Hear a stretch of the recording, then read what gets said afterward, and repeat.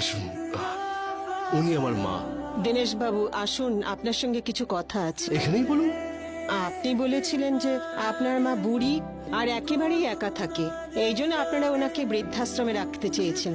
কিন্তু এখন দেখছি আপনার মা যে খুবই অসুস্থ, প্রতি মাসে 30 থেকে 35,000 টাকা খরচ লাগবে।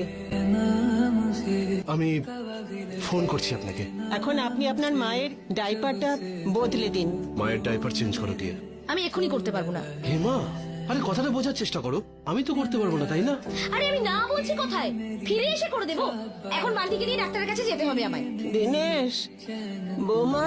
আরে ও কখন থেকে কাঁদছে আর তুমি চুপ করাচ্ছ না কেন? পারবো না আমি চুপ করাতে। বলেছিলাম তো মাকে আশ্রমে দিয়ে আসতে, কিন্তু তোমার কানে তো কোনো কথাই ঢোকে না। আরে এখনই মায়ের আশ্রম যাওয়ার সঙ্গে বান্টির কান্নার কি সম্পর্ক?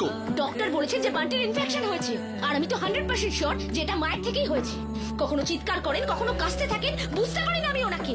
পাগল হয়ে যাচ্ছে আমি ওনাকে নিয়ে। আরে লোকজন এই বাড়িতে আসা বন্ধ করে দিয়েছে। দেখো দিনেশ, একটা কথা কান খুলে শুনে নাও, আমি আর এই বাড়িতে থাকবো না। যদি তুমি চাও আমি এই বাড়িতে থাকি, তাহলে প্লিজ মাকে আশ্রমে পাঠাও।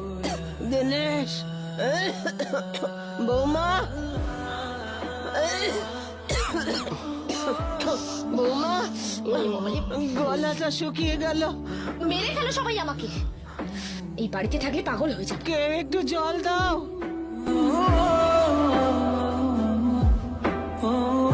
জল জল দে বাবা, গলা শুকিয়ে গেছে।